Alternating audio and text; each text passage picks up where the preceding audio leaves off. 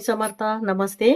ज्योतिष kitchen and recipe मध्ये आपल्या सगळ्यांचे मी अगदी खूप खूप मनापासून स्वागत करते. तर आज आपण वेगळी अशी रेसिपी बनवूया. त्यासाठी बघा मी अर्धा किलो ते गाजर सोलून असे बारीक किसून घेतले आहेत आणि ते वाटीने भरले तर 2 वाटी हे गाजर किसून झालंय. आता आपण लगेच रेसिपीला सुरुवात करूया. इथे गॅसवर पॅन ठेवलाय, गॅस चालू केलाय आणि तूप वगैरे काही घातलं नाही, फक्त हे किसलेलं गाजर आपल्याला हे घालून घ्यायचे.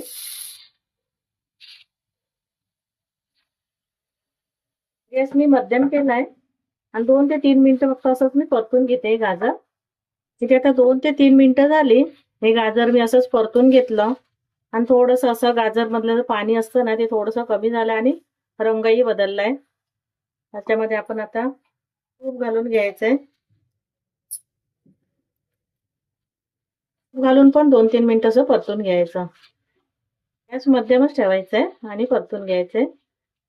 इथे तूप घातलं आणि 2 ते 3 मिनिटं मी परत परतून घेतलं गाजर.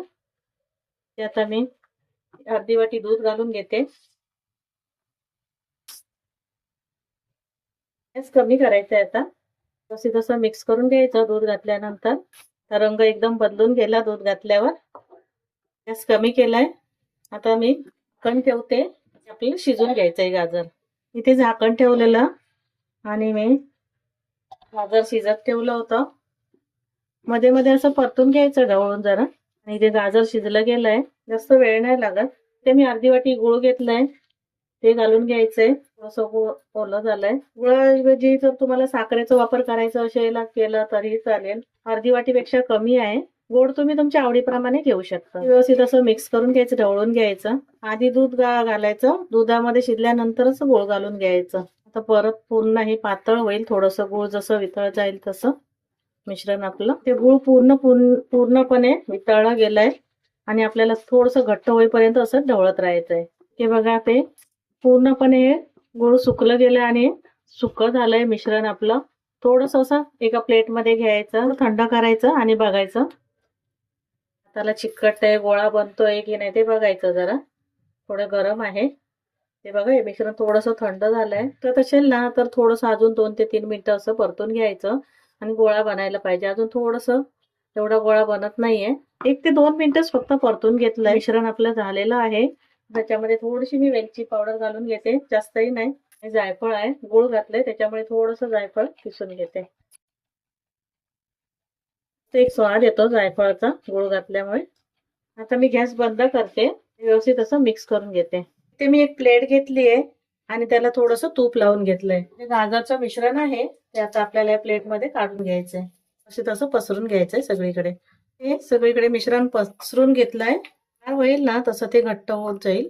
पिस्त्याचे काप करून घेतले आहेत, किसून घेतलंय बारीक बारीक असं. घालून घेते सजावटीसाठी. मला आवडीप्रमाणे घालू शकता, ड्रायफ्रूट पाहिजे ते. ओलं असतानाच घालायचं. हे मिश्रण पूर्णपणे गार करून घ्यायचं. पहिलं पंख्याखाली गार करायचं आणि नंतर थोडं अर्धा तास असं फ्रीजमध्ये ठेवून द्यायचं. मी पूर्णपणे गार करून घेते मिश्रण. इथे वडी मी थंड करून घेतली, पहिली पंख्याखाली अशीच ठेवलेली. मग अर्धा तास मी फ्रीजमध्ये ठेवून आता थंड करून घेतली आणि मस्त अशी आपली वडी छान अशी झाली. आता मी कापून घेते. छोटे मोठे जसे आपल्याला पाहिजे तसं आकारामध्ये कापून आकाराचे कापून घेते वड्या. साधी आणि सोपी रेसिपी आहे. इथे बघा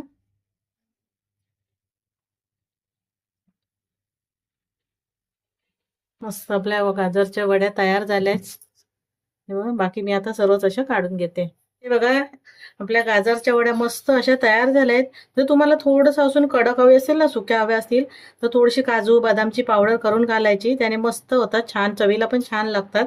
मी आता इथे घातलं नाहीये, पण तुम्ही आवडत असेल तर घालून घ्या. आणि रेसिपी साधी सोपी बनवायला आहे. तेव्हा माझी रेसिपी तुम्हाला आवडली असेल तर लाईक करा, शेअर करा, सबस्क्राईब करा. पुन्हा भेटू आपण अशाच एका नवीन व्हिडिओसोबत. थँक्यू, धन्यवाद.